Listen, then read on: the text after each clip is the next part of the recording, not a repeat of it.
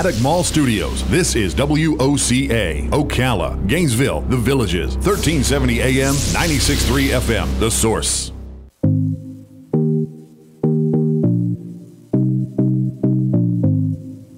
All right, 20 minutes after 8 o'clock. Thank you for tuning in. I am not a farmer, right? Mm-hmm. But 2 years ago, this month, Robin, I bit into an apple while I sat here in this chair. And I noticed that one of the seeds of the apple had a little thing growing out of it, right? Yes. So my mind flashed back to kindergarten, when we all put little seeds into jars with wet paper towels and put them on the windowsill, and we watched as those seeds grew into sunflowers, I think. I can't remember what we planted, right? Oh, okay. So my little seed, I put into a wet paper towel in my coffee cup. Mm-hmm. And I set it here on the windowsill. And guess what? It started to grow. And then I moved, well, I didn't move it out yet. I put some dirt in my coffee cup. I said, hey, I'm growing an apple tree. All right. So now, as a radio guy, of course, I have to talk about it. So I'm on the air, and I'm telling people, hey, I got an apple tree growing in here. I grew it from a seed. Oh, it won't grow. It is growing. Yeah. No. It's genetically modified. It's a fluke. Probably it's going to be hard to grow. And I don't know if they're right or not. 2 years later, it's about 3 feet tall, maybe. Yeah. It's not a tree yet by any means. I'm not sitting under it yet. My dream. I want to sit under it. All right, so we have a work of fiction we want to tell you about. It's called Bad Seed. It is a novel, but it talks about this whole genetically modified organism thing going on, and I don't even understand it myself. So Richard Lieberman is on the phone. He is a talented and accomplished author, but he's also an attorney. And a journalist. So he's taking all of his talents and putting them together to tell us a story that might have some of a message in it. Let's find out. Richard Lieberman is the author of Bad Seed. Good morning, Richard. Good morning, Larry. How are you? I'm good. Happy to be with you this morning. And where are you calling? I'm a Florida resident myself. Oh, are you? Where do you live? I'm down in Sarasota. Oh, okay. One of the best places to live, according to U.S. News and World Report yesterday. Yeah. You're in a pretty nice place yourself. Yeah, we are. So tell me about Bad Seed. Does it have a social message in it, or is it just a fun work of fiction? Well, it definitely has a social message. You know, Bad Seed's the first novel, as far as I know, to base its plot on genetic engineering in the food industry, GMOs. It's a thriller involving a brilliant, beautiful young woman research scientist, and it follows her rise from a penniless student to a potentially psychopathic Silicon Valley billionaire. But although it's fiction, I've tried to be as factually accurate as possible in describing the most current developments in bioengineering.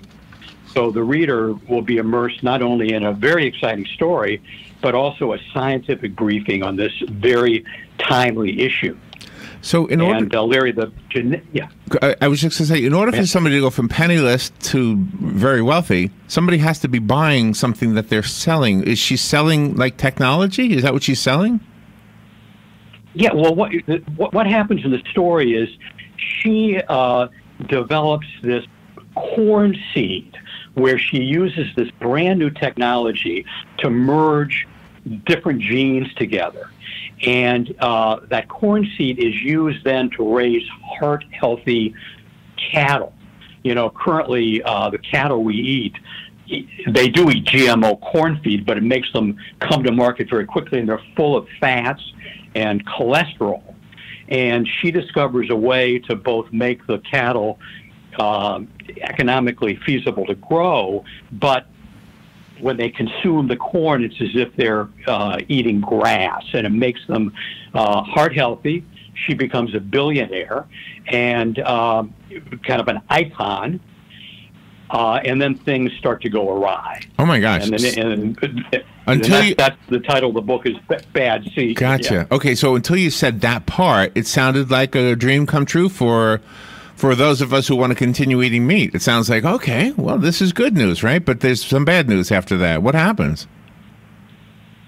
Well, it turns out that, when you start putting these genes together, you can have unintended consequences, toxins in the genes, and you just don't know what the ramifications are. And, this has been the big controversy with the government because they've approved basically GMOs, genetically modified organisms, that we all eat.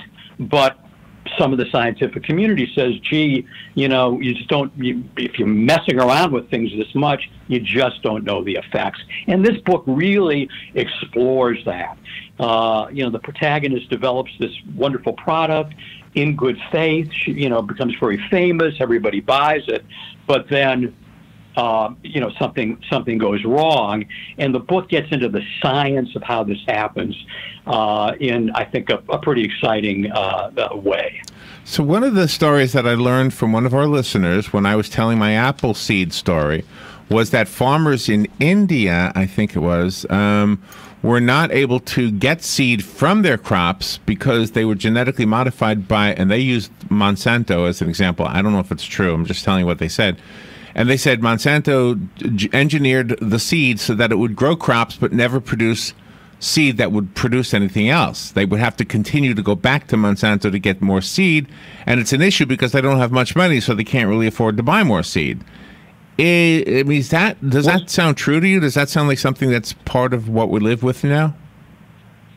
Well, that's absolutely true, Larry. And Monsanto, of course, has been criticized because they've basically taken over the whole seed market through their genetically modified seed. But what's different now, and the book gets into this, you used to have big companies like Monsanto to be able to genetically modify these things, but there's a new technology, and this is revolutionary. It's called CRISPR, and it's really central to the book.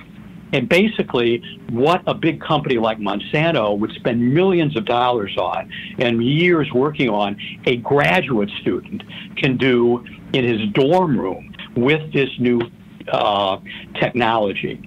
And it's been widely publicized, but most people, haven't been interested. But this has the ramifications of both creating great good in science, but also causing harm, and that it can be in the hands of anyone.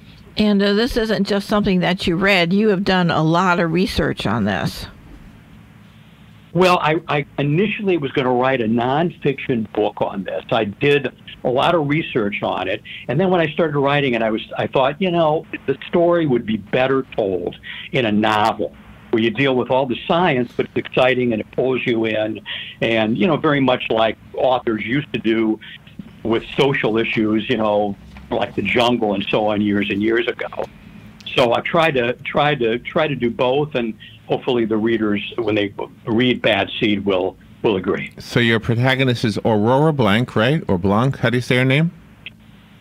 Blanc, Aurora Blanc. Aurora Blanc. Okay. Yeah. So is she a victim of her own brilliance, or is she actually up to no good? I mean, is she trying to do good, but it just backfires on her? I think it's both. The question is both. And, some readers, advanced readers, have said, this story reminds us a little bit of Elizabeth Holmes, the Theranos blood testing scandal that's been all over, there's an HBO documentary and a book and so on and so forth. And she also is, young woman, brilliant, who invented this blood testing device, and turned out to be a giant scandal. Oh, wow. So there are some similarities between my book and that. Richard, you've definitely it raises a lot. I'm sorry, I didn't mean to interrupt you, but you're definitely intriguing us with what you're saying. Okay, the book is called Bad Seed. I think we have a copy of it. Call me if you'd like the copy that was sent to us. The rest of us have to go buy it. I found it on Amazon. Do you have a different website you'd like to direct us to? It'll be available in stores in early May, but at the moment they just released it. It's on Amazon. When you look it up, look for Bad Seed by Richard Lieberman. My last name, Bad Seed Lieberman, and I think people will find it pretty exciting and intriguing. Yeah, it does look like a good one. Richard, thank you. Good luck with the book. Thank you so much, Larry. You're welcome. We'll be right back.